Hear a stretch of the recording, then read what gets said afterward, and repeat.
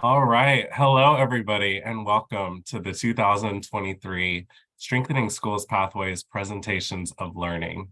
For those of you who do not know me, my name is Matt Berner, and I will be your host for this evening. I'm joined by my colleague, Kai.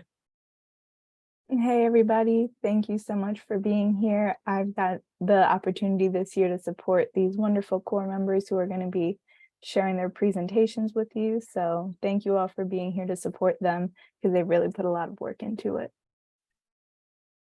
Echoing what Kai shared, I am so grateful that you all took the time to be here today to hear about the incredible initiatives that our second year core members have created at their schools.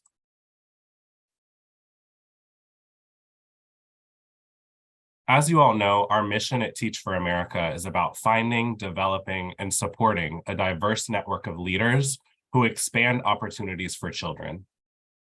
We know that although potential is equal across lines of difference, opportunity is not. Our mission is to expand opportunities and break down barriers so that all children can maximize their potential.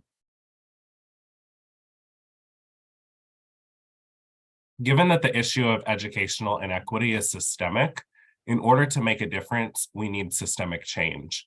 The reality is that there's no single way to reach our mission and close the opportunity gap. It takes all of the individuals in our network as both core members and alumni discovering their piece of the puzzle. It also takes a different kind of thinking that attacks issues at the root and not just at the surface level.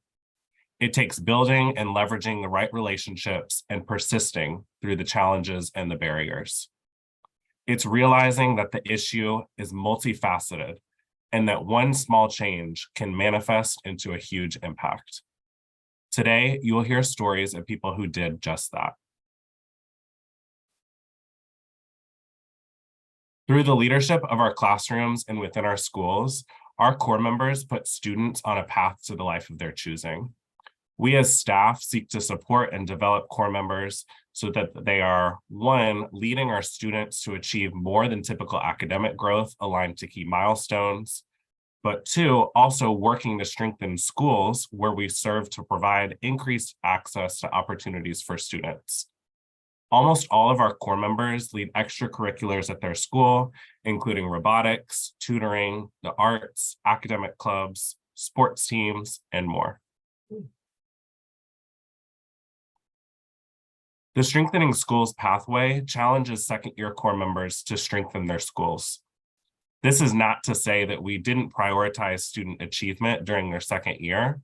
All of our core members still had a coach from TFA to support their classroom leadership and instruction.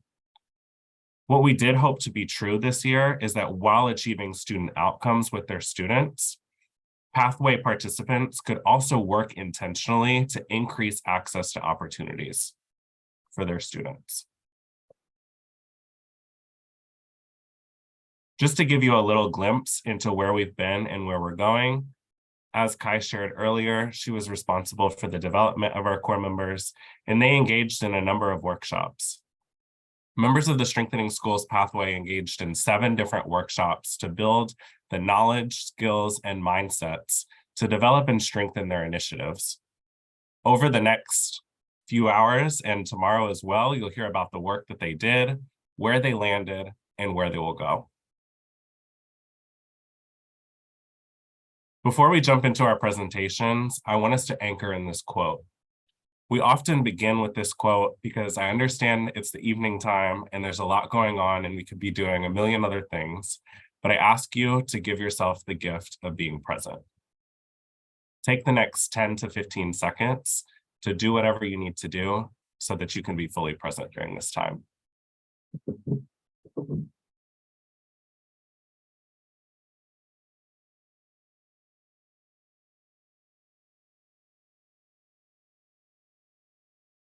Thank you.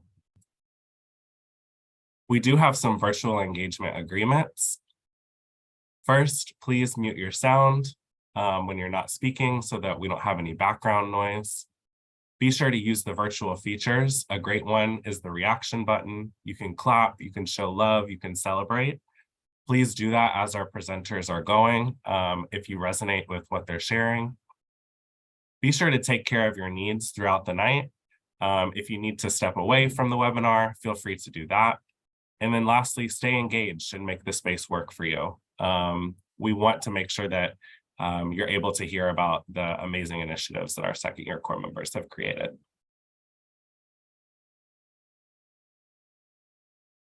And now I'd like to welcome all of our presenters for this evening.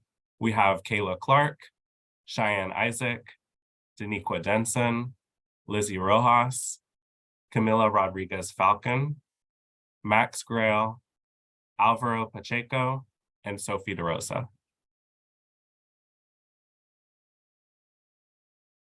Here's a brief overview of the flow of our presentations for tonight. We'll start by hearing from Kayla Clark, who will talk about her SEL focus group project, followed by Cheyenne, Daniqua, and Lizzie, who will talk about Appreciated. Camilla will then talk to us about her art club. At 6 o'clock, we'll have a brief intermission where we'll break for 15 minutes and there will be no programming. Then at 6:15, we'll hear from Max Grail, who will talk about his project, North Dade Needs Music Club. We'll go into Alvaro's presentation, Data is the Sauce, and then we'll close the evening with Sophie's presentation on conflict crushing. And then we'll close out at 7 p.m. At the end of the night, there will be a raffle for everybody who has joined us this evening, so be sure to stick around to the end. We'll be raffling off some Grubhub gift cards. All right. And without further ado, I would like to welcome our first presenter, Ms. Kayla Clark. Good afternoon, everyone. Let me just share my screen for you all. I trust that my technology is working and everyone can see. Okay. So good afternoon, everyone. My name is Kayla Clark. I am a second year core member. I teach 10th grade English at Miami Carroll City Senior High School. And for my SSP project, I did social and emotional learning focus group. So I love to start off my class with a little vibe check. I know I can't see y'all, but I trust that y'all can see me. So if you can use your annotation feature or you can chat in just to see how y'all are doing. I don't know if any of my panelists can do it, but if not, that's okay. After 5 seconds. Okay, I see thumbs up. So a thumbs up means we're doing good. I see Kai put she's feeling energetic. I'm feeling really excited, ready to, just to share all this good energy. I see a serene. So everybody's in the joyful. I love that. So this simple activity is something that I started with my kids last year. And when I tell you it has helped me build relationship with my students, and it also kind of gives me a gauge of like, okay, are we about to have a good classroom? Are we gonna have to have like a little attitude check? A simple habit that kind of segue into why I decided to do SEL projects. And just for, let me see, y'all can erase that so y'all can see my presentation. But just so for the rest of the presentation, I will be using SEL, which stands for social and emotional learning. So, a lot of the teachers and we talk a lot about learning gains, we talk about proficiency and the academic achievements of our students, right? But all of my colleagues and we realized that we can't address those needs without catering to the whole child. And so that's where we kind of focus on the emotional and behavior needs of the students at Miami Carroll City. So specifically for me, we always kind of target, the kids who are fighting or are troubled kids, but I noticed it was kids from all over, even my gifted kids, my honors kids coming into classroom with headaches saying that they were stressed out. So I'm like, the baby stressed out, we need to figure out something, right? So of course, there's more than one way to solve the issue, but my approach was creating student-centered SEL focus groups. And my goal of doing that was to enhance the learning experience, classroom behavior, emotional regulation, and overall mental health of my students. So if you have your phone, you can scan the QR code. You do not need to fill it out. Before I created the SEL groups, I just kind of wanted to figure out where my students were. So after you scan, you can see just the different questions that I asked. The following pictures are anchor charts that I already had in my classroom. So prior to the project, they were exposed to SEL. So I was like, oh, yeah, I actually know a lot. So that kind of shifted the way I conducted the groups, but these are the general findings of my survey. So as I mentioned, I did not just want to target a specific group of students. So I chose 25 students across my classroom. I wanted to have a diverse sample size. And overall, students are most relaxed when they're at home or doing activities that they enjoy. So a lot of sports, music, and art. What annoys students the most? School and people, of course. I have a whole bunch of antisocial queens, popular loners, and our kids are the COVID babies. So they were in seventh, eighth grade. So we are definitely still feeling the effects of that. When it came to what angered the students, it wasn't one single answer, but music, friends, and sleep helped cheer my students up. So after the findings, I decided to do 3 activities. So I met with my students either during lunch or after school. I did have to bribe them a pizza, but they were great. So the 3 topics that we covered were stressors and triggers, coping mechanisms, and healthy communication skills. And after each activity, I had a small check for understanding just to see, okay, do you actually understand what I was talking about? Do I need to tweak something? So in the following slides, I will share just some of the things that we discussed and some of the students' feedback. So if you can see these 4, these are literally just screenshots of each activity that we went through. If you look in the upper left-hand corner, how that was, I explained the difference between stressors and triggers. You know, my kids would come like, Miss, you triggering me. I'm like, I'm triggering you, am I stressing you out? So that was a big thing that we talked about, the difference between those two and how we want to, we can't avoid our stressors. We have to learn how to control those, and we need to avoid our triggers, right? What I really enjoyed about that is the social media conversation, right? How a lot of our kids are desensitized because of everything that they're seeing. And we talked a lot, how can we kind of just be more mindful of that? And the culminating activity for that one was the kids were instructed to write 3 of their stressors and what causes them. If you look on the right-hand side where it said the types of coping mechanisms, this was an activity where I was more Kayla and less Miss Clark, just because I really want the students to be open and honest, because even as adults, we don't always use, we know better, but we don't always do better. And then we also talked about a lot of another issue just connected to SEL is the drug usage, right? Vaping, smoking weed. And we talked a lot about how, that's recreational use right now, but we talked about how it leads to, well, I guess the long-term effects of that, and just how we can tap into things that we already have, and just how the kids tap into that a little more. So whether it's humor, drawing, the arts, exercise, we definitely did that. And if you circle back to this bottom left hand, yeah. For the relationship skills, if you're familiar with the 5 CASTEL competencies, we focus really more on social awareness and responsible decision making. So a lot of the time, the kids were becoming more self-aware, and I really wanted to get them to see, okay, you know about yourself, but how do you show up in a crowd with other people? So of course, the scenario frenzy, it was one of those situations where I literally picked up, they didn't even realize like stuff that the kids would tell me. I was like, oh, what would you do in this situation? And what I really liked is the difference. Well, Miss Clark, I know I'm supposed to do this, but this is what I really would have did. And it's like, being honest, and we were able to talk through in a group about the implications of those things. So in the next couple of slides, I just wanted to share some project artifacts. Like I said, I did have the kids kind of combine all 3. If you want to see the pictures later, I'll just, so as I talk. This is like a little picture in the middle, just the kids locked in. But what I really enjoyed too, and I noticed, was music, right? And I teach predominantly Black and Brown communities, and culturally, historically, music has always been a mechanism of how we deal with our trauma, right? And something like, we have the situation where we don't want the kids to be on their AirPods, and I have my kids put their phones up, but at the same time, it's like, let's use it when it's possible, right? Or even, I'm gonna change the slide so y'all can just read some of the other ones. And just kind of tap into that. So, we have a lot of gospel music, we have a lot of R&B, we had a lot of rap.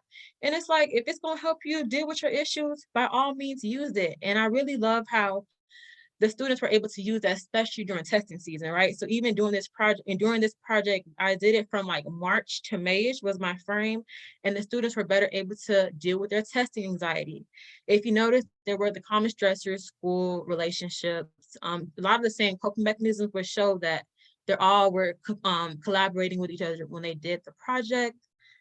For time purposes, I'm gonna skip over this, but Overall, what I really enjoy about this project is I felt like I was able to be more vulnerable with the students and they were able to like humanize Miss Clark.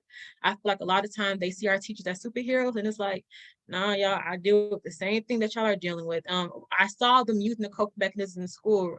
If I went into class and I didn't start off with the vibe check, Miss, I know you want to have a bell ringer, but we didn't do our vibe check yet. Once again, if you want to see some of the post-survey questions, they weren't the same as the pre-survey because some of them were like already answered, but I did want to share a couple of things that really stood out to me in regard to the results. So this is the first question that I asked, and what I really like students was I can something they can continue to work on because we know this is a lifelong process, right? You just don't get it overnight. Students were saying how they can work on expressing how they feel, which comes to putting that verbiage of how you're feeling that a lot of us, even as adults, we struggle with. Even I can be better about my circle and be careful with the people I hang around with. And it's like, yes, Ms. Clark been telling you are the company you keep, but the fact that it feels like after 2 years, because I travel with my students, it started finally to click. How can we help your fellow classmates? It always brings about this accountability piece. Like, yes, I only worked with 25 kids, but they were actually starting to share the knowledge and share the wealth. So this is just some of their answers. I like to tell them it's okay to be upset, but try to control themselves, which was very important because we're humans. I'm not telling you not to be angry, but you got to get that under control, right? You can't just hold on to all those negative feelings. You need to be able to let it go and deal with it in healthy ways. And the last one, what I really, really like was this, our beautiful word, boundaries, right? Like in any relationship, even with your loved ones. And I know I struggle with setting boundaries, and the fact that what these 15, 16-year-old kids are able to kind of put into practice already things that will help them not only right now, but in the long run, even social cues. Like, like I said, once again, we had to do a little extra work with our COVID babies, stuff that we think should come second nature. It's not. So I really just like how the students, they were actually locked in and they took it to heart. And just lasting impact, we do have a lot of, well, fortunately, Carol City does have a lot of things in place that can easily seamlessly just add this SEL focus group. We have our HIP project, our restorative justice team is amazing. Our mental health squad, they right next door to me. So we locked in, and we recently just got our Miami Heat mindfulness sanctuary that I'm really excited. Hopefully the students who were kind of my, I guess, I don't want to call them test babies, but they were my first group. They can kind of carry this project on for the following years. I can see my little, it should come up. Oh yeah, thank you all for listening to my presentation. I'm gonna stop sharing my screen. I'll be glad to take any questions, comments, concerns.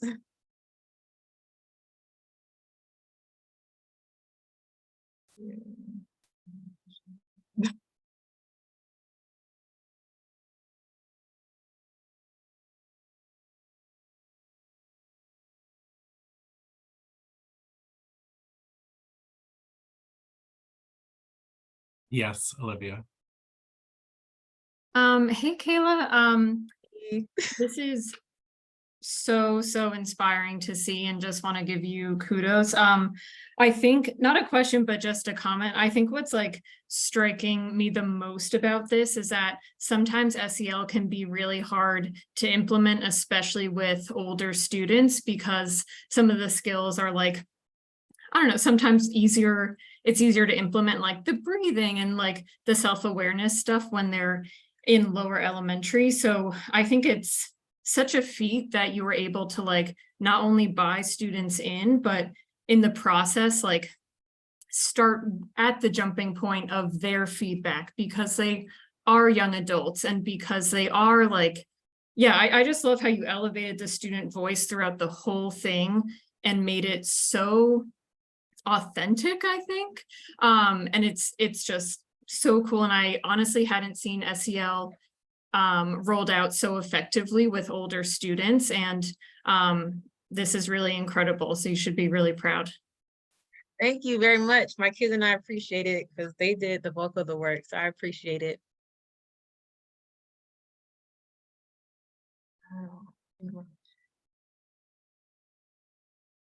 Well, I see Angel asks, how did I imagine this work expanding at your school site and beyond? Really, honestly, I remember about 2 years ago when I was an intern for TFA, we did like a toolkit for elementary school kids. And it was like, I think that was kind of like the basis of my project. And I'm like I feel like SEL does not have to be as hard as people make it. And I really just see it as the same way that you have bell ringers, just do a vibe check, or just the way you have like restorative justice. Like we have things in place. It's not about reinventing the wheel. It's just literally adding on to them and using it. Or even I know specifically we'll be reading a story or something. I teach English, so it's very easy to spin off, or especially for our social studies and those type of classes or humanities. Just in the characters, you talk about character development. Okay, internal, external conflict. How do they deal with it? That's problem. What is it called? Solution. You know what I'm trying to say? Like it's basic skills that they can use. I think that's the easiest part of just like it's in the curriculum. It's present. Just showing teachers how to pull it out. It will be my answer. And have I experienced pushback? No, really, I haven't. That's why I said I think Carroll City was a perfect place. I think we all see the need for our students. You know, like we all are at. We had like a PD in November, and we all were like, yes, something has to give. So even if we have to change up our engagement strategies, if we have to have more football coaches or like track sports coaches in the classroom, whatever we got to do to get the problem solved. So I didn't really receive any pushback. Well, any advice? Keep on going. Like just keep on going. If the students, like if you are backed up with the students and you can show that it's working, just keep on pushing through.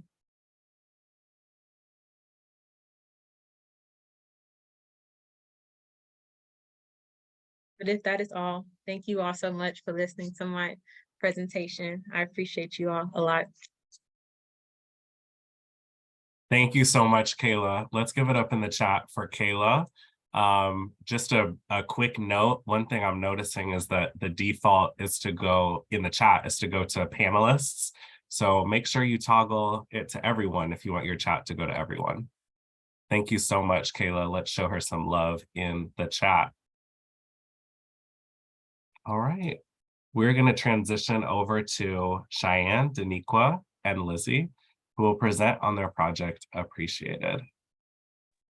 Thank you, Matt. Let me pull this up.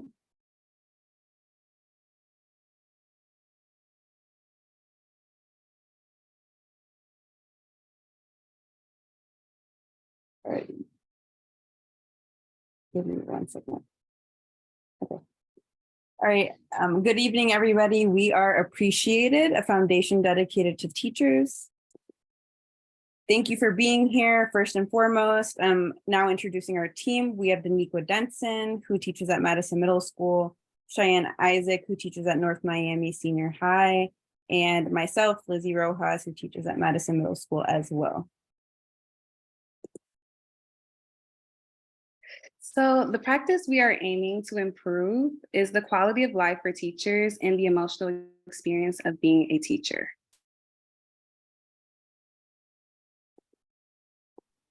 Okay, and my name is Cheyenne Isaac, and Lizzie here has just tapped through some different article names regarding teachers' feelings. Both as Daniqua and Lizzie mentioned, teachers are struggling with feeling appreciated. So we decided to focus on the underpaid aspect and how you see these article titles. Teachers are overworked, underpaid, they feel tired and undervalued. And the way that this project came to life was one time I got my car towed. And I had to get it out a few hours later, and it was quite expensive for me. And I thought, this is a good portion of my entire paycheck. And I started to think, what about the teachers who are living on the same salary as me, but maybe have kids, and maybe they have a dentist appointment? And how do they feel when they get some type of financial burden or hardship? So I thought it would be so amazing if there was some type of fund or corporation that really appreciated teachers and showed their appreciation in different ways, whether it be helping them pay bills or just giving them a token of appreciation to show just how much they are appreciated. And that's where our idea began. And I'll pass it on to Daniqua or to Lizzie to share. Thank you, Cheyenne. So our vision is essentially just showing teachers appreciation. Because we are newly established, it's going to start off with just showing small tokens of appreciation through, we'll talk about what ways, but through gift cards. And that's ultimately going to affect the well-being of educators in the classroom and their ability to perform in the classroom as well. And I'm also thinking back to certain experiences when I've received something, maybe even a drawing from a student, a coffee, a donut from admin, and that'll pretty much just like increase my energy level in the classroom. And then I show up and show out for my students because of that one little thing.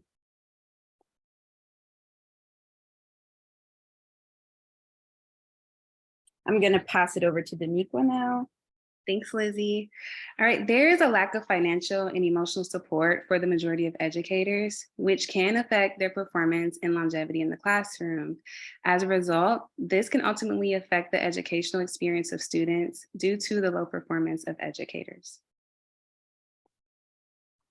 So our strategy or approach to this are two things. So the first was data collecting. So creating a baseline survey to gauge, I guess, how teachers feel, to also collect the to collect basic information. So asking questions like, how appreciated do you feel in your school environment? Do you think your state of appreciation affects your well-being and performance in the classroom? And then in the post survey, asking questions like, how appreciated do you feel in this moment? The next is relationship building. So leveraging relations with others. So the two things we focused on were outreach to companies and then outreach to friends. We proved to be more successful with friends donating rather than companies because we're newly established. So we hope that along down the line, we'll establish more relationships with companies. And then also strengthening relations with teachers and students and teachers and admin as well as a result. Also a general increase in awareness of teacher appreciation and how that affects performance in the classroom. Outcomes and goals. So first, what we want teachers to feel supported, we want students to feel supported and also understand this concept. And then also our goal was to raise an amount of $450. Our outcomes were to raise, or our outcomes were $325 that we raised. We purchased $13 $25 gift cards to Instacart, Target, Visa, etc.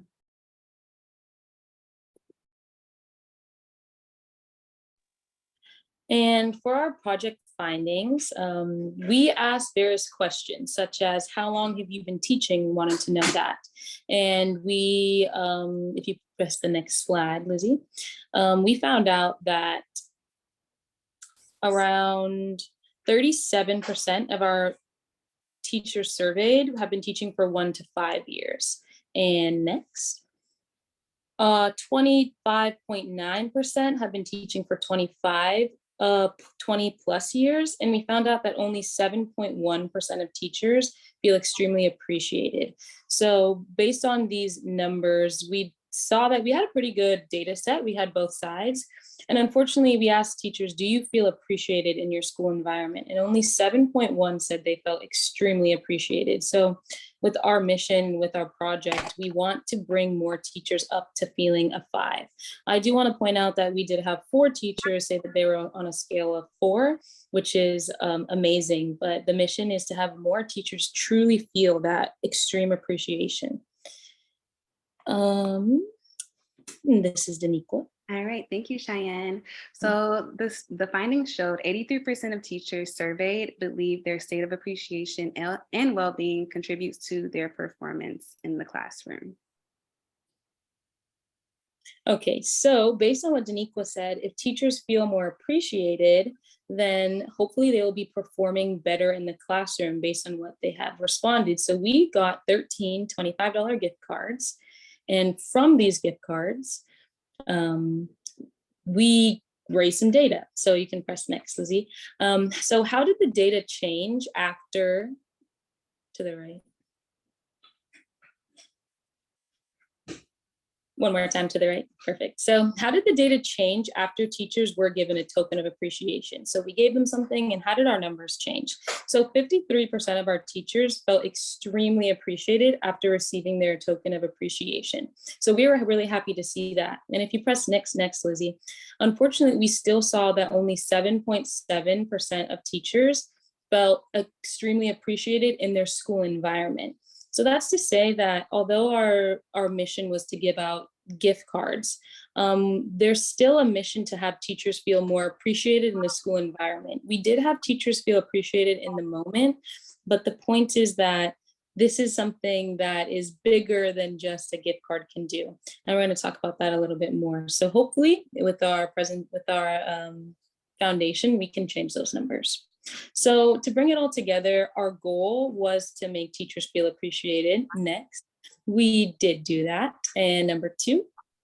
Our greatest barrier was, Our greatest barrier was building relationships with stakeholders outside of the community and create a sustained sense of appreciation. And in the future, we would like to survey more teachers, just have a greater data pool. And we also note that not all people feel appreciation and love in the same way. So we'll keep that at the thought of our projects, keep that thought at the forefront of all of our projects, because it might be a different thing for another teacher to really feel appreciated. And Danique was actually going to tell us a little bit about a few things that teachers shared that helps them feel appreciated. Oh, and then lastly, the initiative will endure over time as we continue to build relationships with local communities and officials. So I was thinking of things like maybe a local farmers market and things of that nature. All right, so here we have some of the additional ways that teachers express how they can feel appreciated as a teacher. One of the things I noted was down at the left bottom, it says verbal gratification. Also verbal and written rewards. So these are just some other ways outside of just gift cards, just a more bigger picture of how teachers could feel more valued and appreciated. We wanted to thank you all for your time, patience, and yeah, thanks for tuning in. Thank you.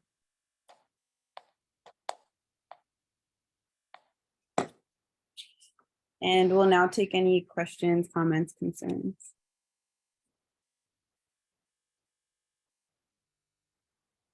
I'm gonna stop sharing if that's okay, Matt, or do you want me to? Yeah, you can stop.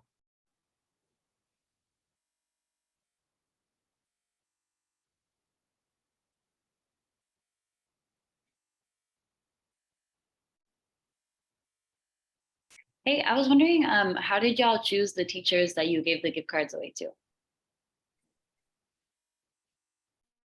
So I gave mine to the few teachers that I knew filled out our original survey that helped us get data. And I also gave it to another teacher who has helped me so much in my school, and I felt very grateful for her. And she was actually having a really bad day the day that we gave it to her. We had some photos also of like the process. I don't know where it went, but that one teacher said, this came on such an amazing day. Like today is not a good day. So that's how I chose to give mine. But I think also in the future, it would be nice when we have more gift cards to just do it randomly, just random tokens of appreciation that is just random. I like that idea. I'll go back and show that picture. I don't know where it went, but.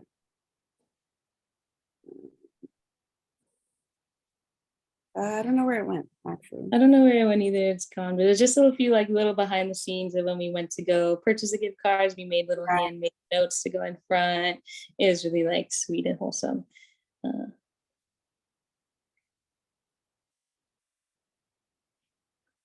I'm sorry, I'm reading the questions. Okay, Matt asked, what do you all see as next steps for your project?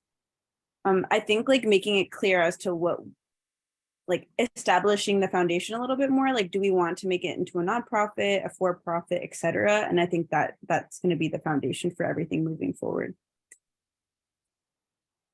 Yeah, and to continue to build relationships with stakeholders and to just have our mission be known with more people. I think that there's a lot of people who would be really willing to invest and to help. And it's just a matter of building those relationships. And then I also see another question. Was there any alignment between the length of time someone was a teacher and the level they felt appropriate and the level they felt appreciated? I'm assuming.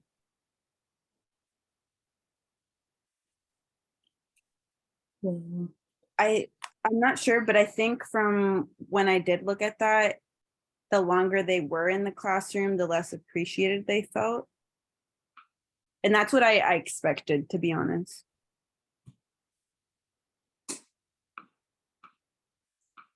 What was it like collaborating together as teachers? What differences did you each see based off of the grade or school you teach at? I think it's fun to collaborate with teachers because we all have similar minds and we kind of can accomplish stuff fast and work backwards, as you probably all know. So I think that was fun for us to be able to put our heads together. And what differences did you each see based off the grade or school you teach at? I guess I would wonder in regards to which part. I don't know if Lizzie or Danica, you can answer that part. Well, on my behalf, I wasn't able to see like the names of people that responded, like just like the data pretty much. So I'm not sure as if I would have seen the names, I would have recognized them, but I wish I could answer that question. That's actually really interesting. Mm-hmm. What would you all need in order to scale an initiative like this? So I wonder if you mean on a grander scale, an initiative that gives back to teachers. I think that we would need more relationships with people who would be willing to invest. We did it already with just the friends that we have in our life who donated. So to do it on a big scale where like any teacher could like apply to have some type of assistance, it would be a lot of community building and like relationship building and building ourselves on our company. So people really believe in our mission as much as we believe in it, where they want to donate. And we have enough also data kind of proving what we say.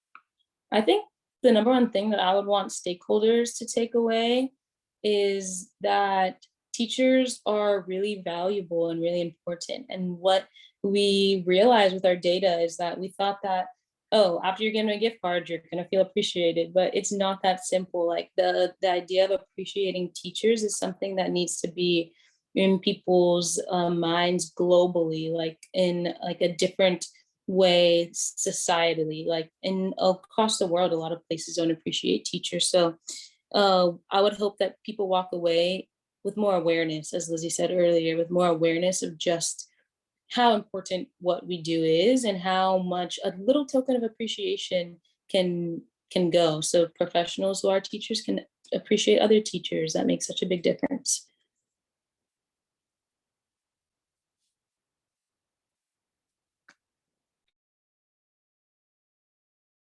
All right. Awesome job, y'all. Thank you so much for sharing your project. Appreciated.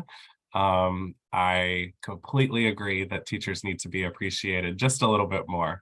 So let's give it up for Cheyenne, Lizzie, and Daniqua for their project. Show them some love with the reactions and also in the chat.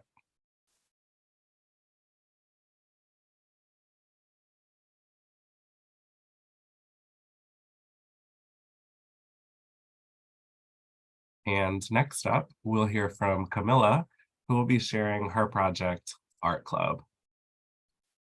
Hello. Okay, let me share my screen. Okay. There you go. Okay. Hi, my name is Camilla Rodriguez Falcon. My project was Art Club. I teach at Horace Mann Middle School. I'm a 6th grade reading teacher, and I'm also the sponsor of Art Club.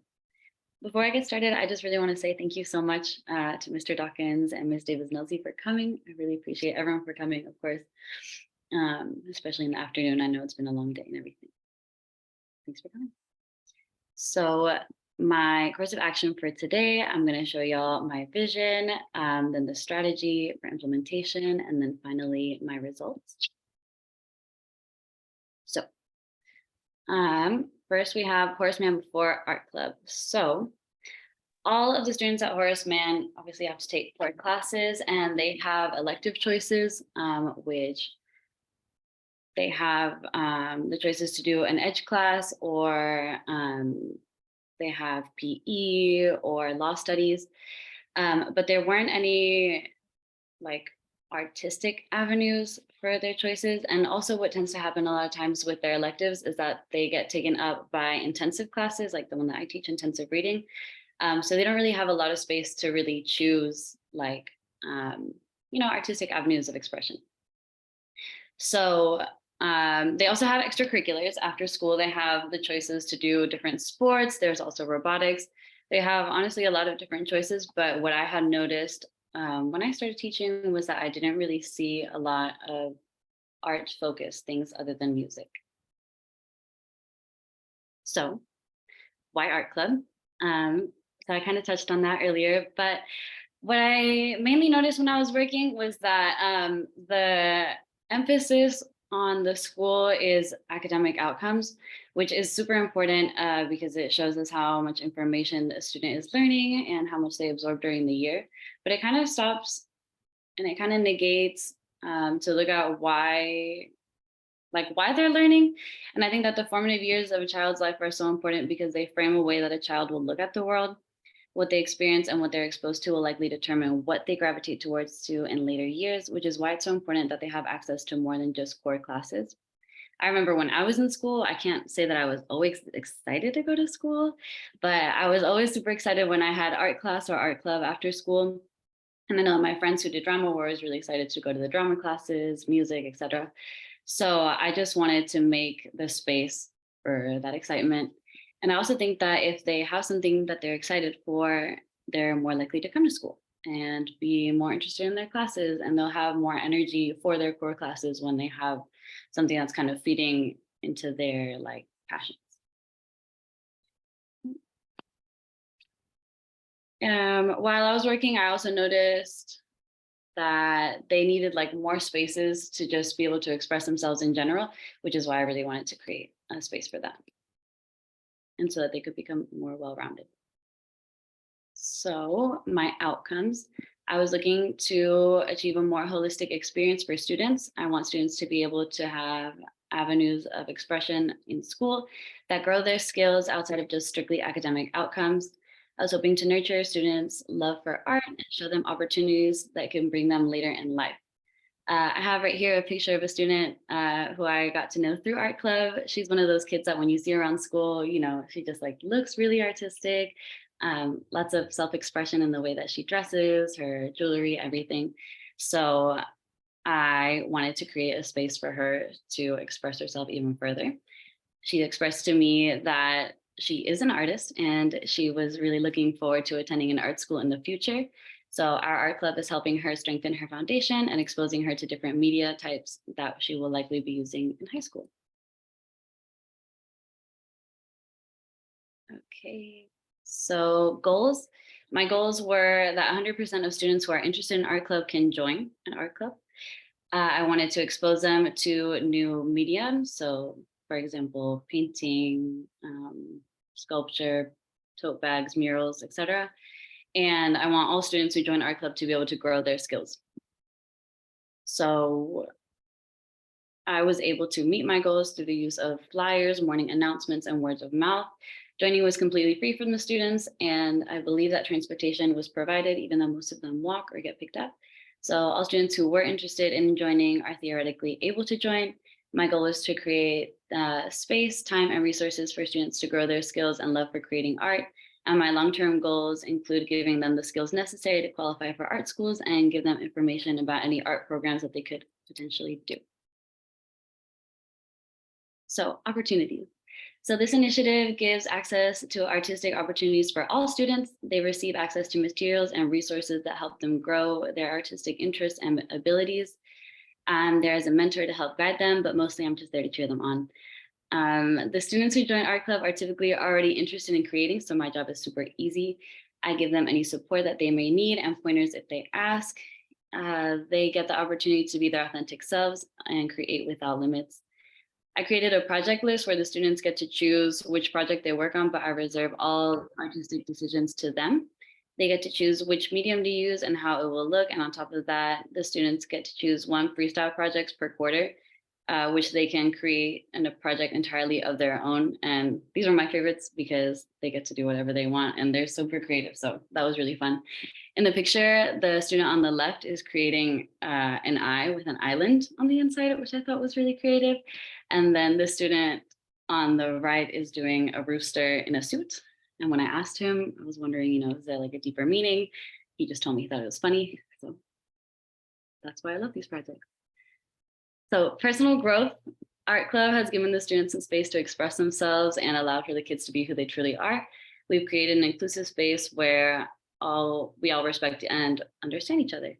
So basically there weren't a lot of rules in Art Club. They had to create at least 1 project per quarter, which they breezed through. And then they also have to create their own freestyle project. Those were the main 2 guidelines for Art Club. But then on top of that, the rules that we had were seating. So the kids can sit wherever they want. The only rule was that no kid can sit alone unless they like really specifically needed it that day.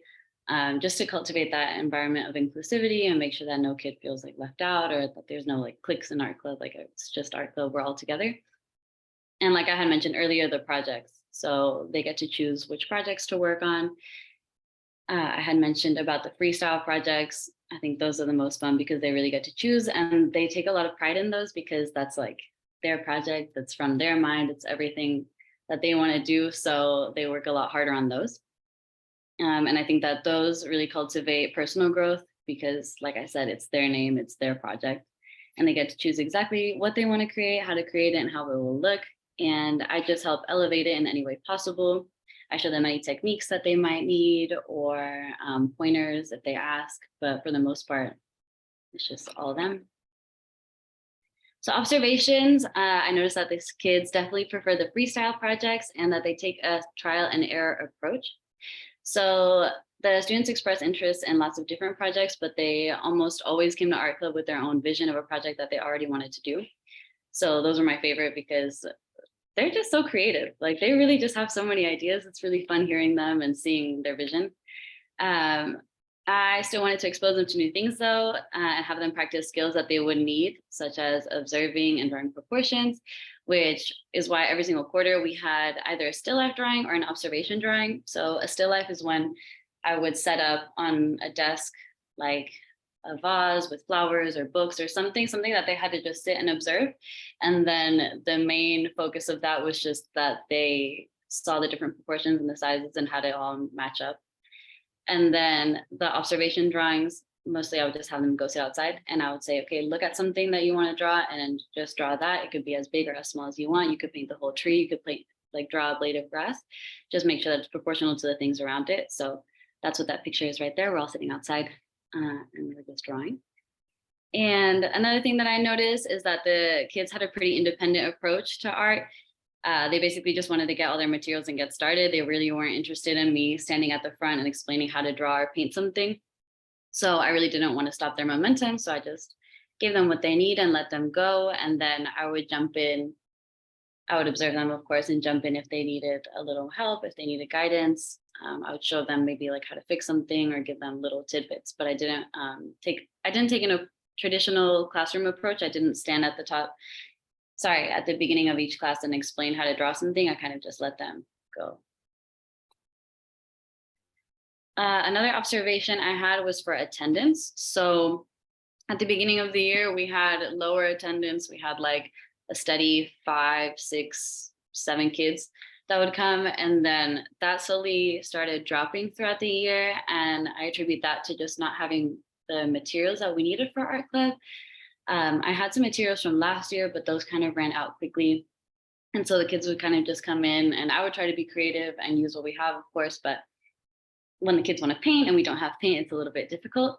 But we were really, really lucky and we got a Donors Choose project funded and we also got a donation from Blick Art Supplies, which helped with the mural and then also just with personal supplies for the kids to use. So you might notice in this little chart that around like December, the attendance started increasing because that's when we got our sketchbooks, we got paint, we got brushes and canvases.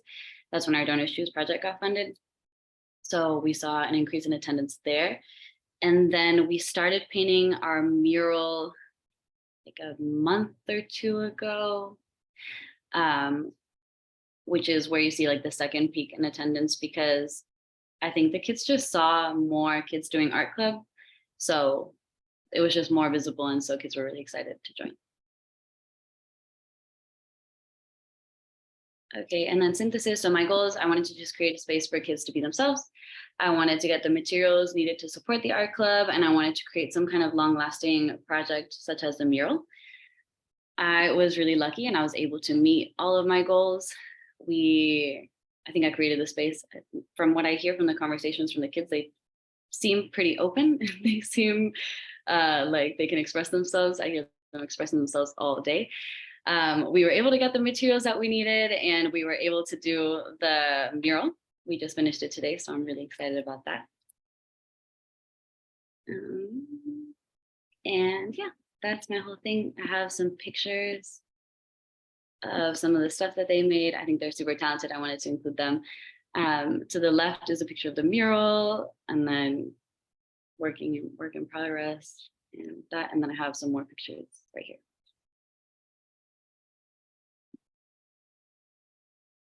Okay.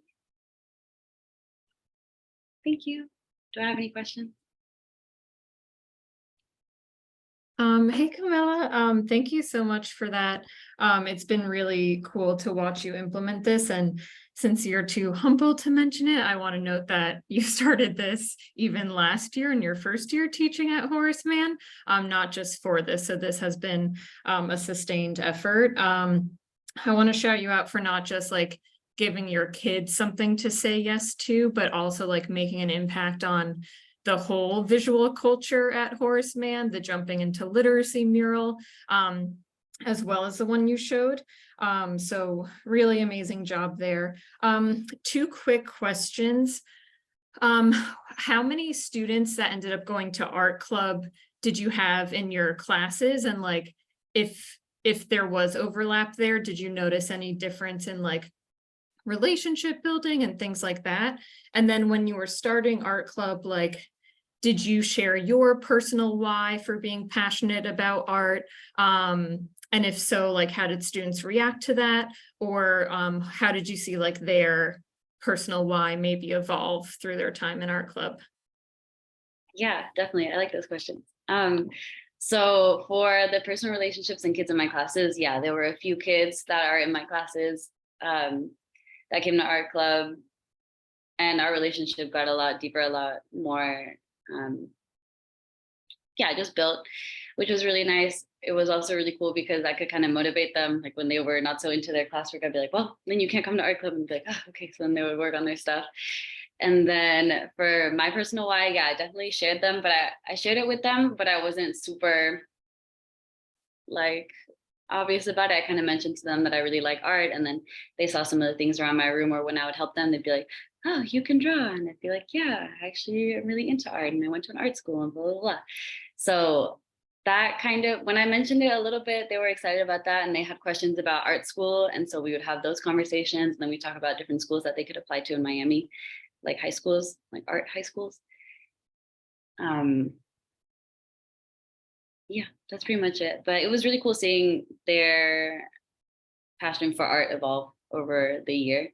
I think it definitely grew for most of them. How will I ensure that art club continues? So I have been thinking about that question a lot. I'm not sure. I have a lot of documents that I want to share to future teachers who can do art club. I think that the kids that are in art club now are going to be at the school for the next couple of years. So I'm hoping that they are still passionate and they find somebody that can kind of sponsor the art club. But I want to make it as easy as possible for any teacher to facilitate it. So I have a syllabus, I have resources, and I have things that I want to pass on to the next teacher. So I think I'll leave all of that with the school, and then hopefully there's a teacher that can just facilitate it in the future.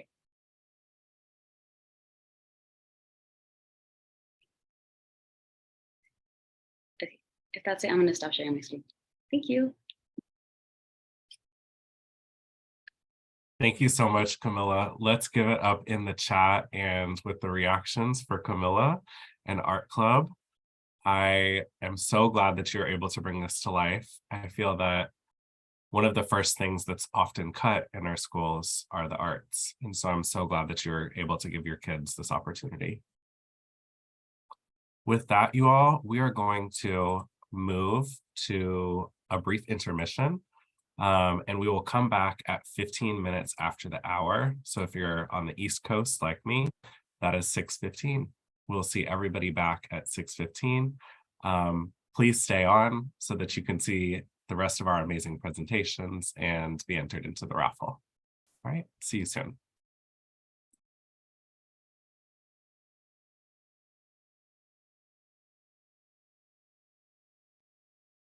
Welcome back, everybody.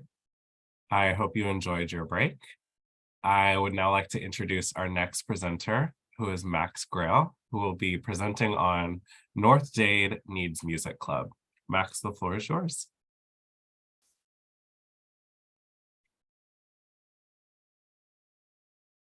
All right. Hi, everyone. Thank you so much for coming. Thank you to the 3 presenters that have gone so far.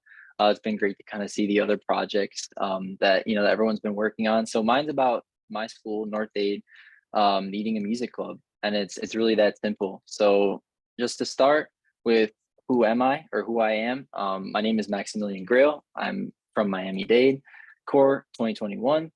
I taught 6th grade ELA and then looped with my students to teach 7th grade this year at North Dade Middle School. And I personally learned to play the guitar at age 11. And this is pretty imperative to the rest of the project because that's a very similar age to the students that I teach. And so as I was teaching, I remember, what that meant to me, what that meant to my confidence, what that meant to my interest, just being able to play an instrument. And so I tried to center that as I embarked on this project and giving that sort of to other students in my community. So we're going to start with an opening, right? Imagining a school without music, which is really not that hard, sadly. Move on to a vision, my vision, and then my process. So how do you start a music club? And lastly, what is the effect of a music club, at least in this community? So what is a school without music? I mean, that's my school. My school has electives, but the band room remains locked and hidden away. I didn't even know it existed, and I worked there. So it literally is the last room, like far past PE, and it's abandoned. So we can picture a student, any name, Danny. His old school had music class, right? He just came from elementary where there was music class. All of his friends from that school might still talk about, that elective, what songs they're learning, whether they love it or hate it. They're still, they're talking about it, which instruments they're practicing.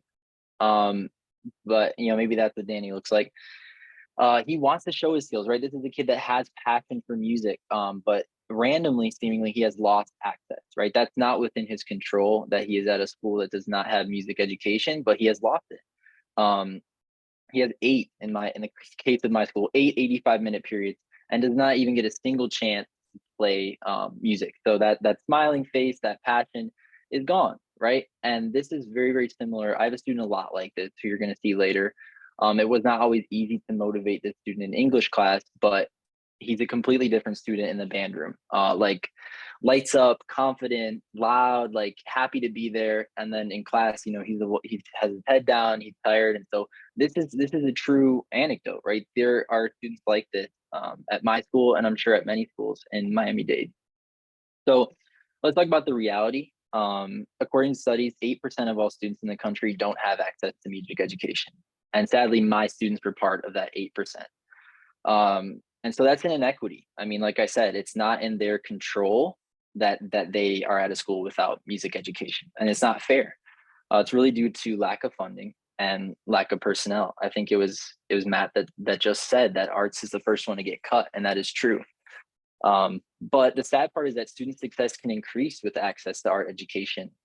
We know this, that electives like music, show students that education and passion can and should go together. It tells students that there's value to music, that there's value to music education. And again, students lose access to this randomly and it's outside of their control. So it was up to me to address this by doing something within my control. I felt like I couldn't just sit by knowing an instrument and knowing what that meant to me while my students did not have access to this. So let's talk about my vision.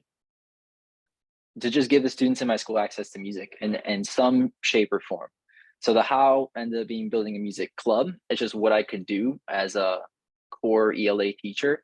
I could do a club. I could give students access to the band room. I could unlock that abandoned room, that no one had the key for. And then just trying to deliver a form of curriculum that's sort of feasible for us to deliver in that time frame. So the outcomes I had hoped for was student ownership, right? Getting students excited about, what do you want to learn? How do you take ownership of your education, in the sense of music education? Second is collaboration. There's not a lot of times where students can work together, and I wanted to make this club a place, where they could do that. And lastly, decrease behavior issues, right?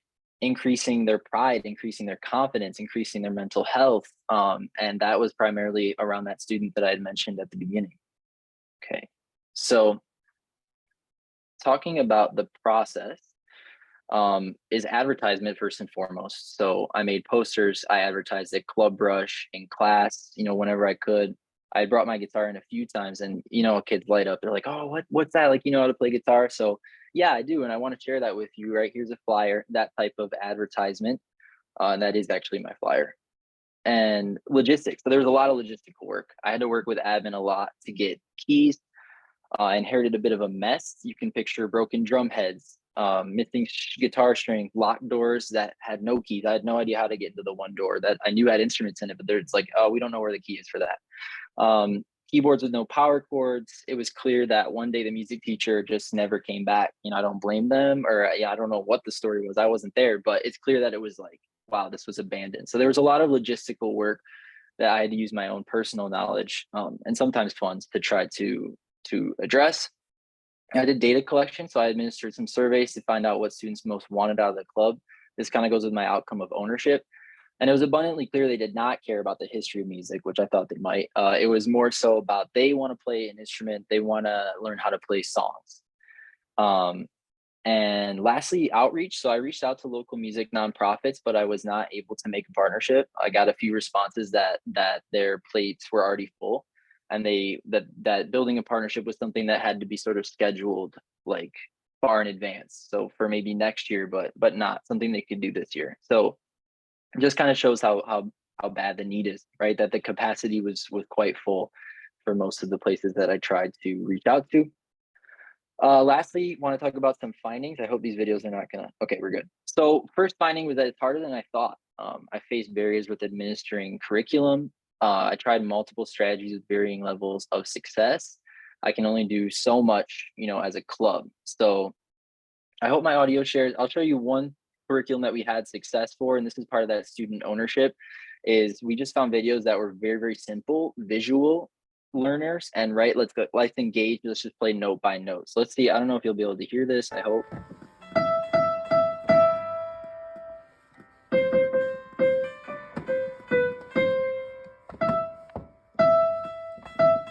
Right, so you got to work on rhythm. It's harder than I thought.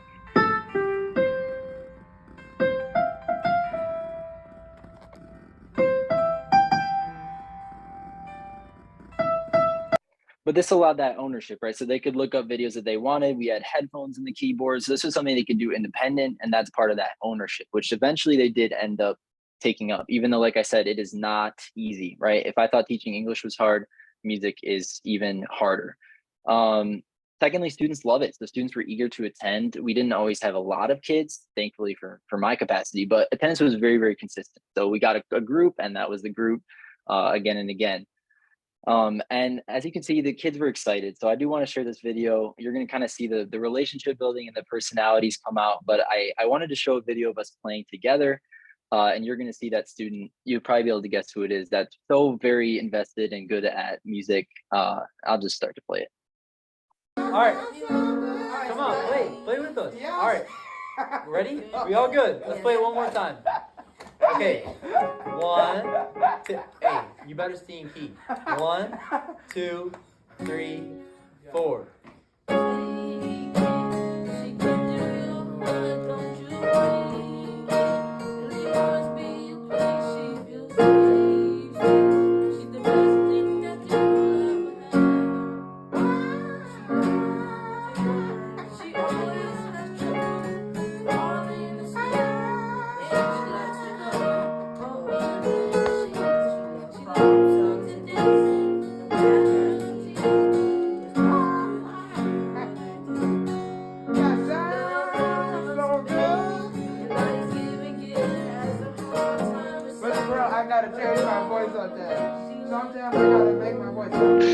So he starts telling me a story in the middle of it. But anyways, that's a student that I swear is like a prodigy.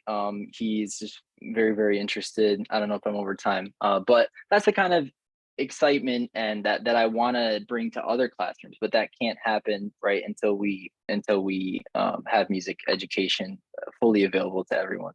But that kid playing the piano had never touched the piano before, and you can hear him singing too. That was a song that he picked and he brought to us. So again, that's that ownership. This shows collaboration. And I just noticed through that one student that I teach, the rest were not in my class, that, you know, he, it translated to my English class as well. So that's all 3 outcomes, and that's pretty much my findings.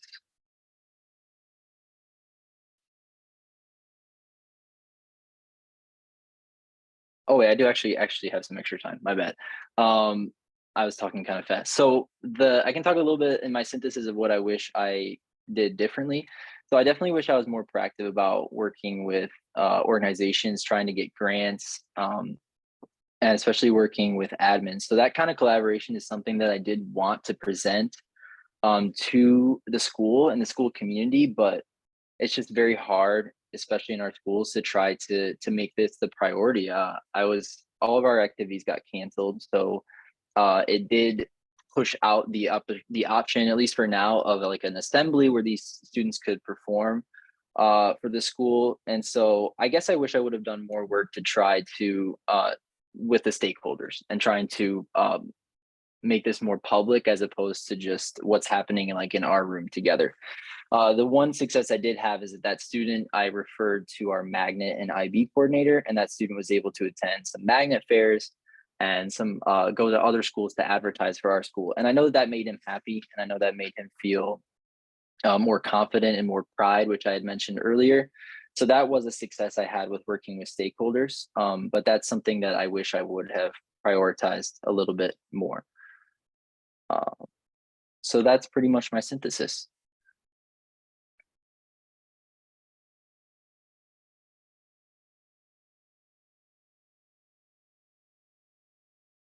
So I'll take any questions. I don't see any in the chat yet, but I will take questions as they come.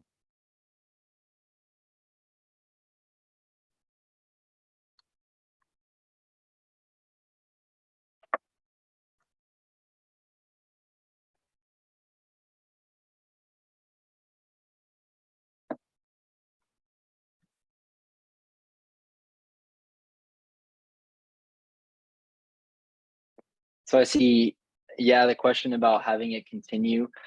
I'm relying on the students. I've told them a lot, like, you know, this club is here. You need to, like, you know, you should reach out next year and make sure that a teacher takes it on. But I know that the science teacher did reach out to me about possibly continuing it. So I am going to make sure I touch base with that teacher and get them all of the resources before the end of the year to try to ensure that it will continue. Did I notice a difference in how students showed up to your class? Yeah, there wasn't a ton of 7th graders, but that relationship building was like a whole nother level, right? When they can see me sitting in a chair, laughing, playing, like, it really does change how they see me more as like a real person. And I think that that's so important for management. That's so important for academics and behavior. And it just gives them something that they're good at, that they are allowed to show their mastery of, that's not reading or math. when I say magnet fairs, no, so they were representing the school to be a part of art. We're technically a magnet school. So it's a little tough because we don't have any music classes, but maybe that's something we can get as time goes on since we know there's interest for it. I did also send that kid some magnet schools that are more, or some more music programs that are in Miami-Dade, but he's a 7th grader, so he has some time. Specific instruments, lots of piano, lots of guitar and ukulele. I'm not amazing at piano. And so that student actually took over some of the teaching of the piano, because at some point he's like, you don't really know how to play piano that well, do you? And I was like, not really. So if you could help me out, that would be great. So, but luckily I knew how to play the rest of the instruments that they wanted.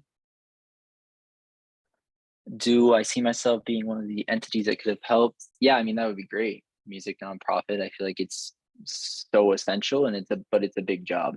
And I don't even know if I have enough music, like formal music knowledge to be that person, but I would love to do that.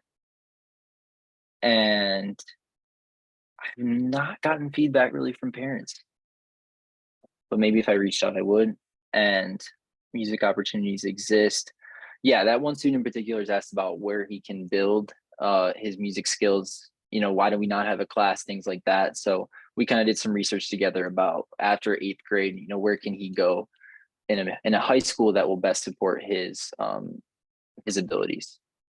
So thank you for all the questions. I tried to answer all of them to the fullest ability, but thank you guys.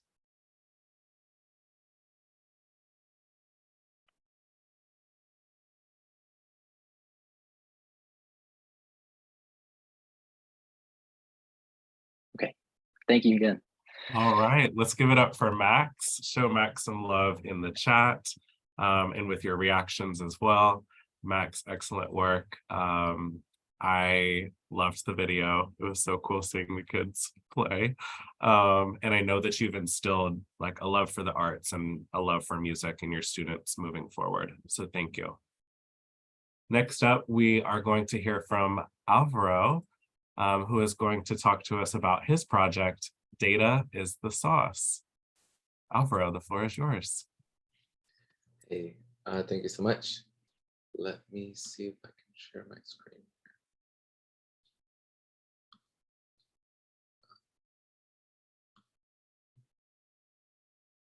Screen share.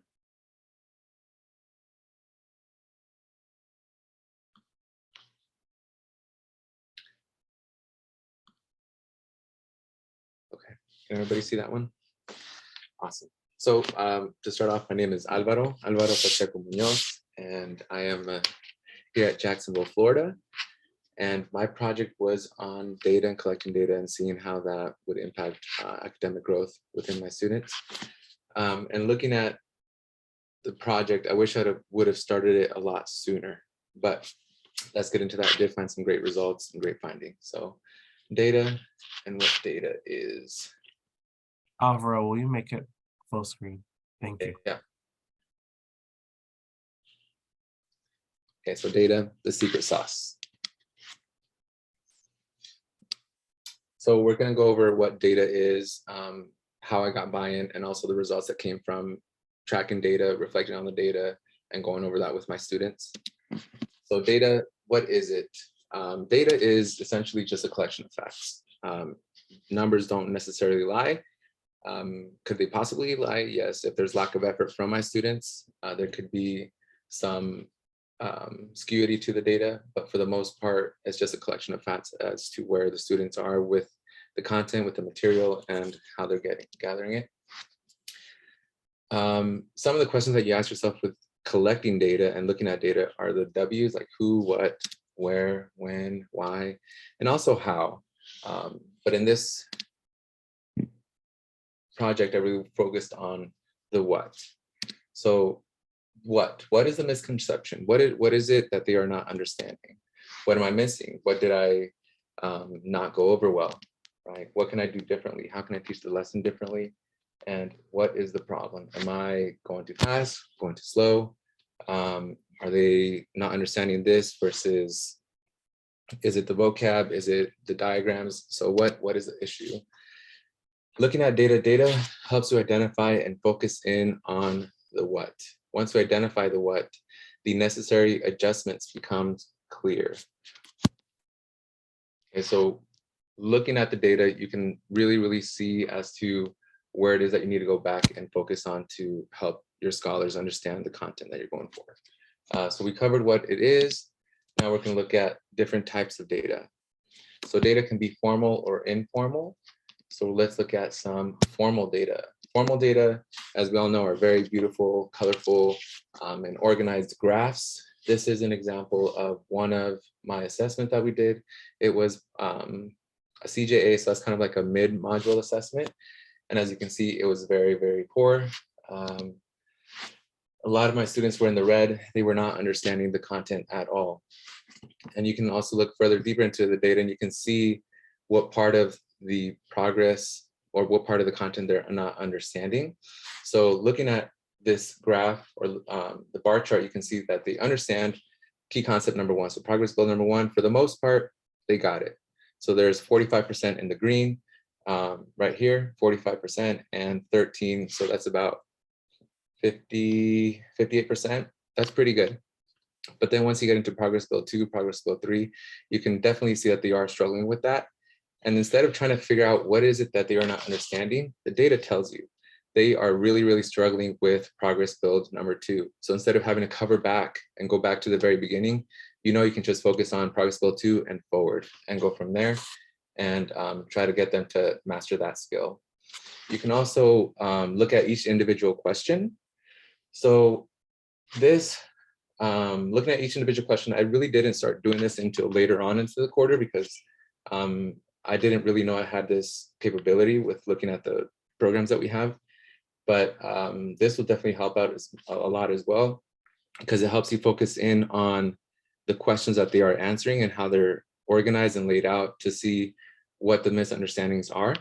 But as you can see, again, the scores are very low. Only 16% answered question number 9, and that was the lowest percentage points earned on the question, which are very low. Informal data. So the informal data is how you're presenting the data to the students. And it can look something as colors, just putting up some sticky notes with their identifier, whether it's a their student ID number or last word ID number, their initials. In my class, we decided to do initials, and I did initials because my classroom was a classroom of improvement, and we really didn't want to put anybody down. If they're low, they're low, but the point is to help each other up and just move forward together as a group, not pointing out each other's faults. And there's also, I did little percentages. They do understand numbers and they love numbers, and they make it, I made it a competition. So looking at each block, what I found really interesting was my first block, it being my first block was consistently my low block. And that's because it's going to be my trial block when it comes to the lesson. And I had to do a lot of teach backs, a lot of reteaches with them because I learned so much going from that block onto my last block. I just learned so much about teaching the content and what worked and what didn't work. So unfortunately, a lot of the time their scores were the lowest, but overall the improvement was there, the growth was there, their re-quizzes were hugely improved, as you can see, from the 33 to the 84%. Buy-in. So the buy-in is how I got the students to take in this data stuff, because it's a lot of numbers, it's a lot of talking, it's a lot of reflecting, but I really wanted to teach them how to really take ownership, kind of like what Max said, and identify what it is that they could do differently and what it is that they're not understanding, be able to vocalize that and let me know to help them get higher scores and get better understanding of the content. So to get buy-in from the students, I gamified the data. And in presenting the data, like I said, I made it a competition between each advisory. And I would say, the highest scoring advisory in this assessment or this exit ticket will get a homework pass. And you can do so many different things that don't cost you money out of pocket, such as a homework pass. One of the ideas that I got was to do like a pieing of our deans. So do a pie to the face of one of our deans. And that was a lot of fun. Homework classes were a huge hit. Extra credit is a huge hit. You can also do pizza. So I'm a big pizza person. I love pizza, but it's expensive. So one of the big perks that we had at my school was we had a grade level budget, and a lot of my budget went into the rewards that I had for my students. And it did start off as 90% average on the end of unit assessments, or 90% average on 3 exit tickets in a row. Was that aiming a little high? Absolutely, but you don't really know as to where they are until you start putting out these numbers and just showing them, hey, we're here. I'd like you to be here. But in seeing that they weren't near the 90% that I wanted, I did end up dropping that to 60, then jumped up to 70, 75, 80, and just kept going up and up and up once they were more involved and more invested in reflecting and looking at their own data and improving on that data. And pizza was a huge, huge hit. It was a big motivator, and we ended up getting pizza a couple different times. And one of the times we got pizza and wings. So that was a lot of fun. The results. So the results, again, this is one of the charts that we had from a mid-module.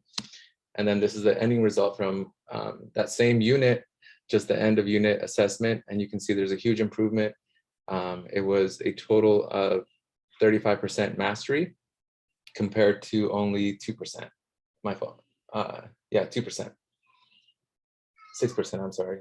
6% mastery in the CJAs for the mid-module, and 35% at the end of unit on assessment. And again, looking back at each progress build you can see definitely improved. Looking at progress build 1, that stayed relatively the same, but because we went back and focused on progress build 2 and progress build 3, those drastically improved. Progress build went from 15% all the way up to 46%, and very similar with progress build number 3. And these are just other assessments that I did the same process with, 15% mastery all the way up to 62% mastery. And this was the very last unit that I did. And just the improvement and the investment that I had for my students was just amazing. It was a lot of fun, especially getting them to really focus in and be invested in succeeding for themselves, but more importantly for themselves instead of just for me. Just seeing them grow and be passionate about it was a lot of fun. Again, these are just more in depth of looking at the questions. And the very first CJA, the points percentage earned was 16% on the lowest question, and then at the end of unit it was 47%. So it just goes to show how having them reflect on the data as much as I do and just presenting it and be a part of the system that I put in place in the classroom just showed a huge improvement in their academic investment and achievement. And last but not least, I did go back and look at their MAP scores. So it's just how we practice their growth overall in the year. And in the fall, these are just scores from about 10 students that I had. From 10 of the, I think it was 80 students that showed improvement in my grade level. So these were the top highest improvement, the highest being 25 points from fall of last year, 2022, to this spring of 2023. They had a huge improvement of 25 points. 80% of my scholars showed improvement, whether it's 1 point up to the 25 points, the average growth being 8 points. And it was just a lot of fun, just getting them invested in not only academic growth, but just personal growth and showing, learning how to reflect and personalize their downfalls and how can I do better, how can I be better, and just having this improvement just show. But yeah, and that's how I use data in my classroom, and that's why I think using data and data analysis and reflecting on the data within the classroom is the secret sauce.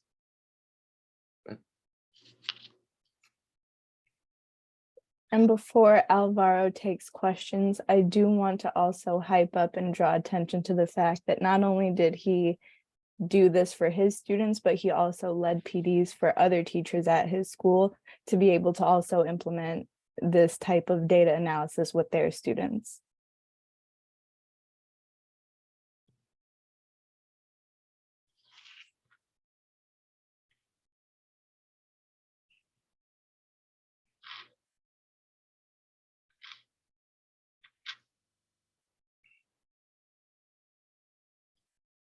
Alvaro, I do see you have a question in the chat. It says, what is your background that made you focus on such data-driven incentives, especially as it pertains to getting students to be driven to care about this? It's funny that you asked that question because data didn't really become a passion of mine until the beginning of this year. My background is in exercise and wellness. Is there a lot of data in it? Yes, there is. But I didn't really understand data, and I was really annoyed as to how much it was pushed at my school until October of last year, when I started to really get curious about it and understand how important it is and how much fun it can be. So this is honestly a really, really new passion for me. It's something that I want to get into and pursue further coming out of this.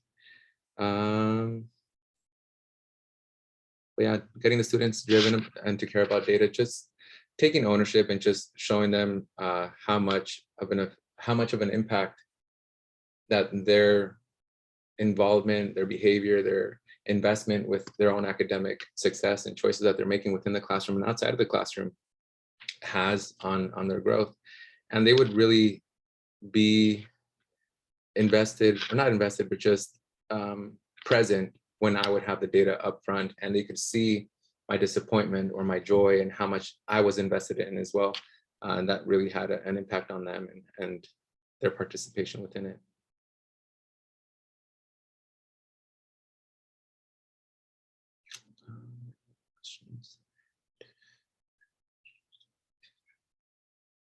Did I have any trouble getting kids invested? I did. I really did. And I don't think a lot of students took me seriously about the pizza thing. Excuse me, the pizza thing, because they weren't hitting the scores that I had set for themselves and also for myself until I dropped it. I dropped it to 60%. Like I said, once that class hit 60%, the pizza parties just started coming in like crazy because they knew that I was invested and I was being honest and I was going to keep my word about the pizza party, whether it's 10 students, 15 students, 25 students, whatever. If you met the goal, you met the goal. And if it's today, if it's this week, next week, and the week after, the pizza party is a pizza party. It's there. I signed my name on that drawing that I did, so I couldn't really go back on my word.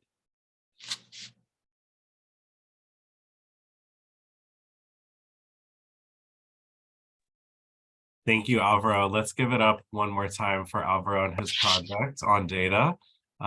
Let's show him some love in the chat and with the reactions. Thank you for investing your students in their data.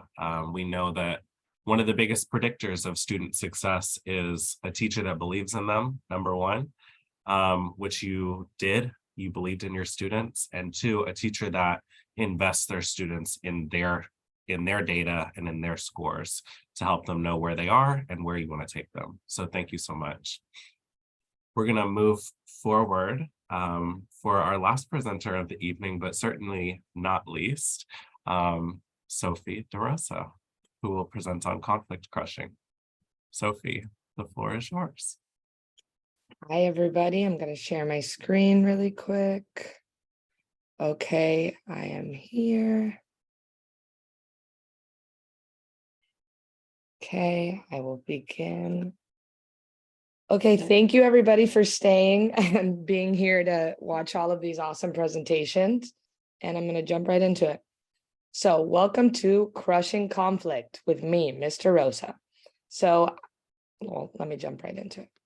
So a little bit about me. My name is Sophia DeRosa. I'm currently a 4th grade reading and writing teacher at Lenora B. Smith Elementary in Miami. I'm also a 2021 TFA Corps member. And I went to the University of Florida in 2020. I graduated in 2021 and received a bachelor's degree in sports management.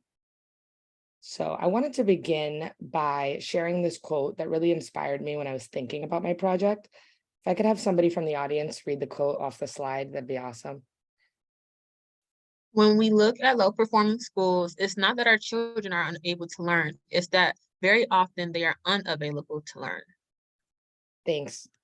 So about midway through the year, when I was analyzing my data, I was trying to figure out why I was struggling to engage my students. And after ruling out some of the common answers of them just being bored or not interested, I thought to myself, what else could be occupying their brains? And then I suddenly thought back to all of the conflicts that that I had dealt with just that week. And I realized that, of course, many of them aren't engaged. They're so emotionally and socially drained, preoccupied, overthinking all of the drama that ensues during a school day, and often left unequipped to process or really rationalize it. And especially with the effect that the COVID pandemic has had on them and their social and emotional skills. So that's when I thought about how I could use my project to help. So conflict resolution alongside other SEL skills is not currently embedded into the MDCPS curriculum. So when I was thinking about how I could teach potentially conflict resolution skills, I was navigating through the online MDCPS curriculum resources, and I found nothing surrounding conflict resolution or really any other SEL skills. So that's when I realized that the problem is, for me, that many of my students lack crucial conflict resolution skills, and they especially experience external conflict with their peers, which takes them out of the classroom physically and mentally. And this inhibits their ability to maximize their academic potential in a productive learning environment. I wanted to share one more quote that really helped clarify the meaning behind my project. If I could have somebody else read off the screen, that'd be great.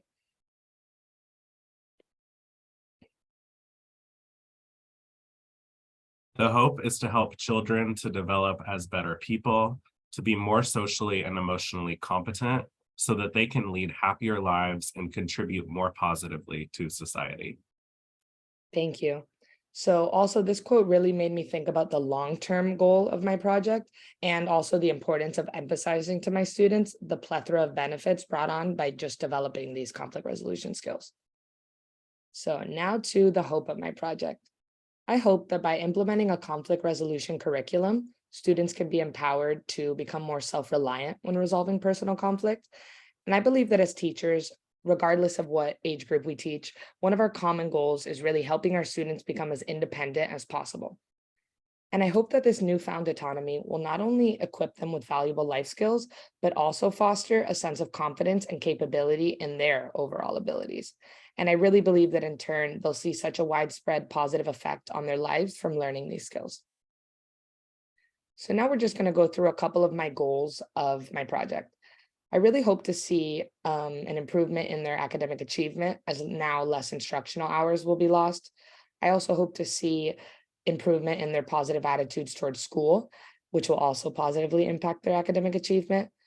Also an increase in their healthy interpersonal skills, which will really help them create and sustain healthy relationships. I also hope to see improvement in their emotional intelligence, which will really help them process and manage their emotions, further improving their resilience. And I definitely hope to see an increase in their accountability and empathy, which are two really important skills to help them keep on maintaining these relationships they're creating and continuing to grow as positive influences in their community. And now I also hope to see a decrease in aggressiveness and violence, which are two initial ways that many of my students used to express their frustrations. I also hope to see a decrease in discipline referrals, which will again preserve instructional hours and boost morale. I also hope to see an eventual decrease in dropout rates, as these skills are going to help boost their self-confidence and autonomy, allowing them to excel farther than before. And also a really important one is their social withdrawal. I hope to see a decrease because now they'll be able to process conflict in a healthier way, leaving them more present to learn while in class. And now we're going to go in depth through the process of my project, and you're going to see how I organized it using the gradual release model that I also embed in my ELA lessons. And when strategizing how to deliver this content, I decided to leverage the gradual release model because it's something that my students are already accustomed to and work really well with. So welcome to Crushing Conflict. So I began the process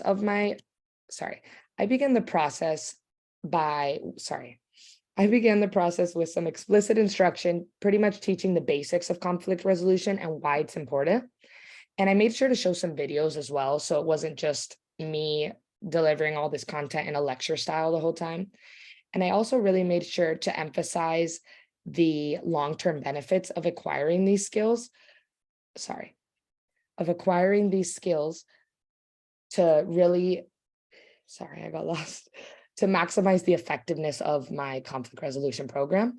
And I realized that my most difficult task was trying to change their current perspective on conflict and how it doesn't always need to be such a negative, it doesn't always need to have such a negative connotation, really, if handled appropriately. And then for the we do, this is where we worked on several activities together. First one being a do's and don'ts of conflict. And I thought this was a great way to show my students not only how conflict can look differently, but how they've previously seen it and to model how it should look like. And then we did an activity where we focused on effectively expressing how you feel and effective communication. And the first meeting I had all my students kind of silently read this worksheet with all these sample conflict scenarios. And I wanted them to individually pick what they thought the best response would be. And then the next couple of sessions, we worked together to not only go over the conflicts, we even role played some of them so they could really visualize it, but we worked together to figure out which responses are not only correct, but which responses would kind of feel the most natural to them. Because the goal is not for them to just memorize this content, but rather find a way to implement these skills in their everyday lives.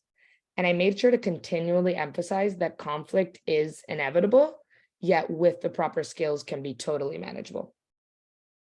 So now for the they do, this is where my students, as the weeks went by and they understood more about what conflict resolution really entails, I had them work in several different groups to collaboratively come up with solutions to a variety of different conflicts that they had actually already experienced during the year. And now we could take a few moments for you guys to read my student responses to some of these conflicts.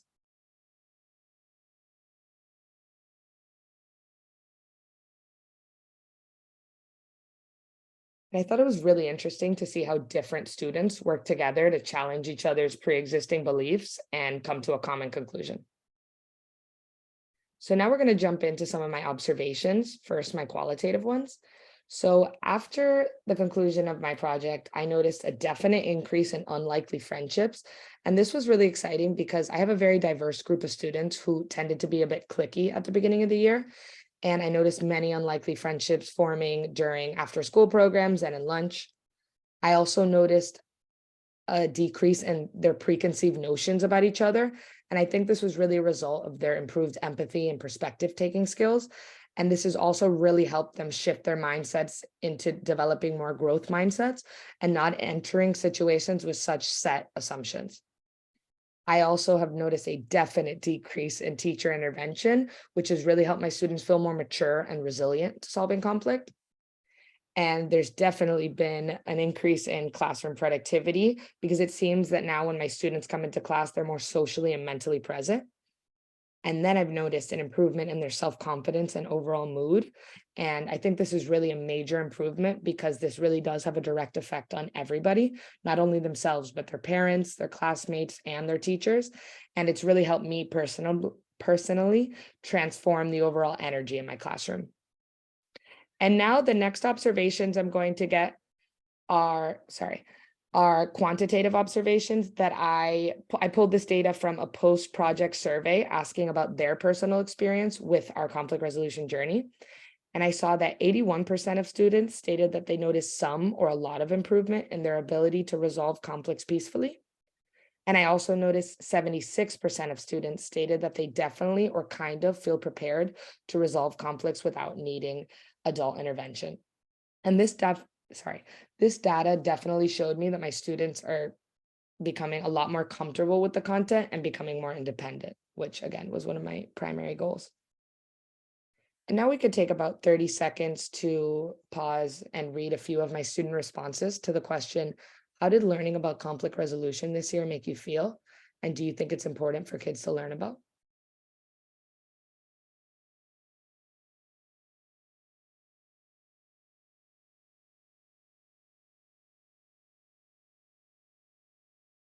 Thank you.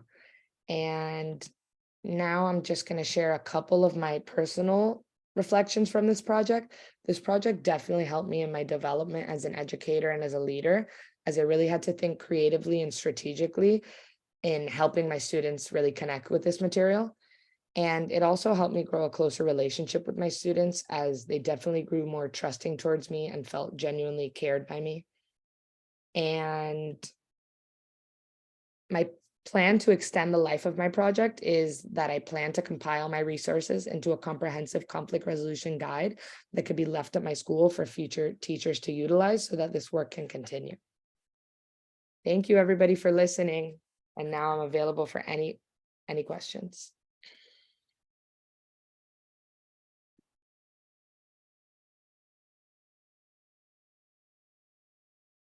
I'm gonna look here into the, oh, how do I get back there? I'm gonna try to check the chat. I don't know where the chat went.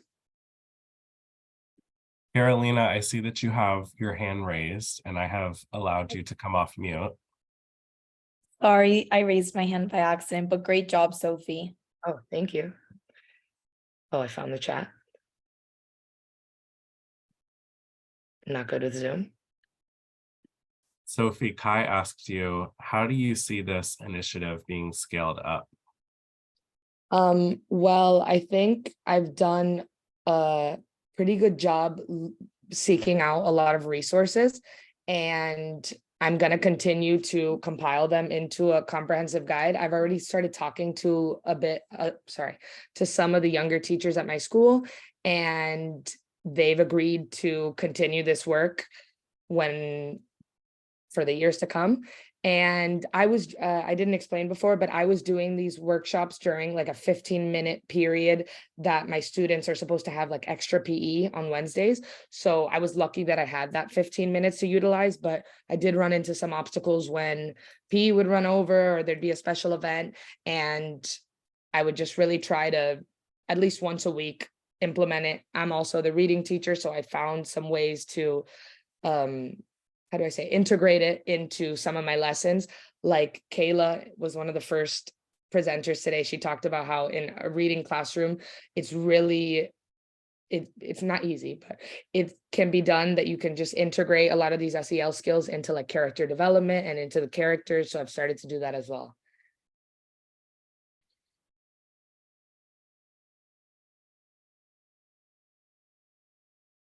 Oh, what challenges did you run into? Again, kind of what I said before, definitely some scheduling conflicts and stuff like that.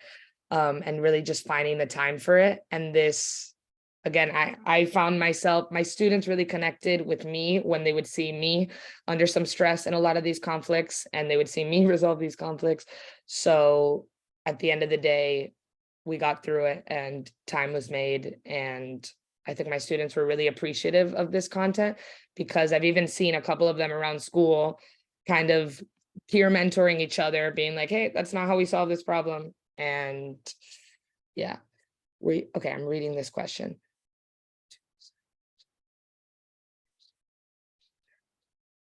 Yes, I definitely noticed how, I guess just as being a teacher, we start little by little growing relationships with our students and their parents and learning more about everybody's distinct situations. So I definitely knew that, how would I say this, that there were a lot of external factors with different students, and I kept that in mind, me personally. But at the end of the day, holistically, my 4th grade class, regardless of their personal stories, did share a lot of the same everyday conflicts.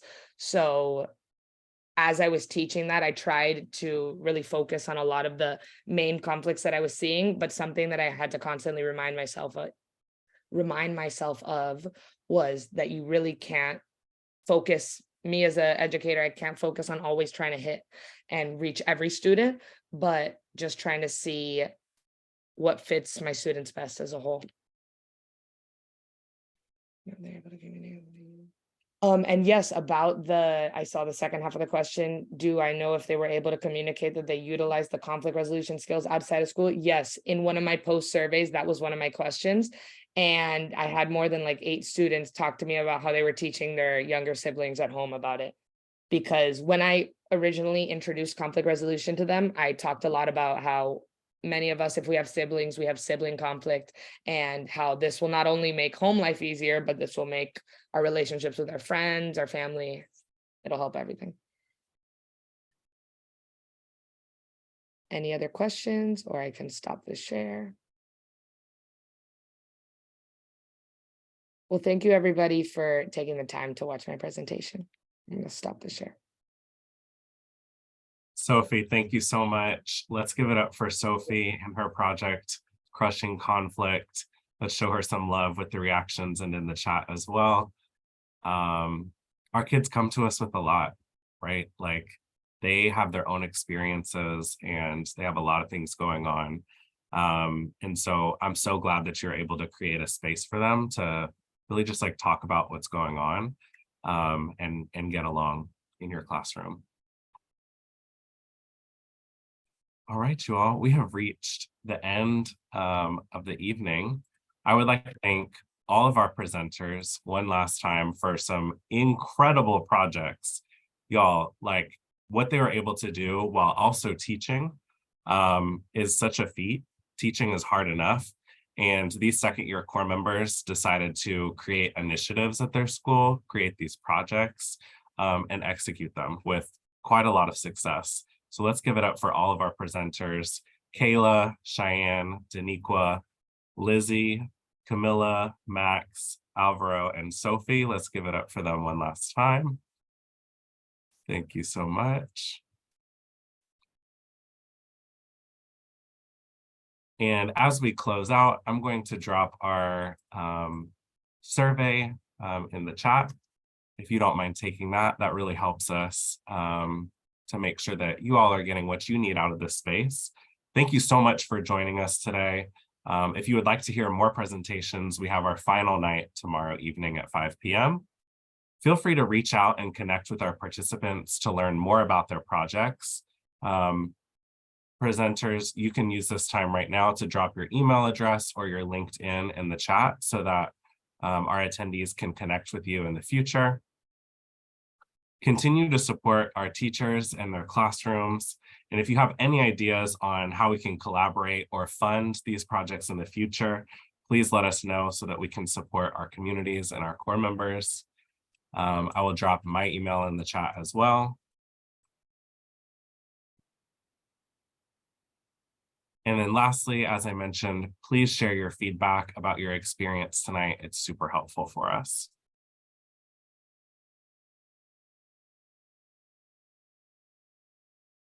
All right. And now I'm going to turn it over to my friend and colleague, Olivia, who is going to spin our raffle wheel for us. Olivia. Awesome. Thank you all so much for attending. We've excluded TFA staff just to make sure we're being equitable here, but thank you all for attending, and let's see who our winners are. Number one.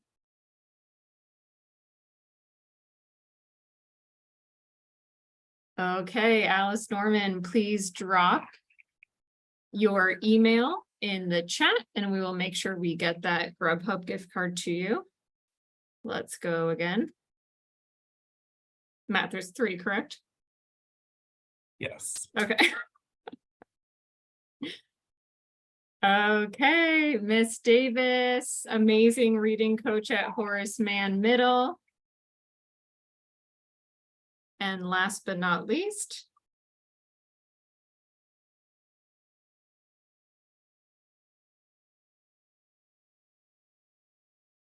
oh, we gotta respin. Sorry, let me take these out.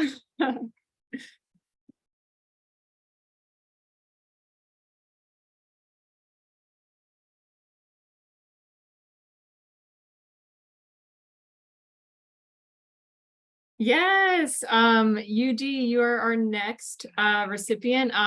Just want to shout out UD, she's an incoming core member. So she is going to be making this presentation in 2 short years when she is a second-year core member. Thank you all so much for coming. I'll hand it back to Matt. That is it from us. I hope you all have a wonderful evening. Thank you so much for spending a couple hours with us, and we'll see you soon. Good night. Raffle winners,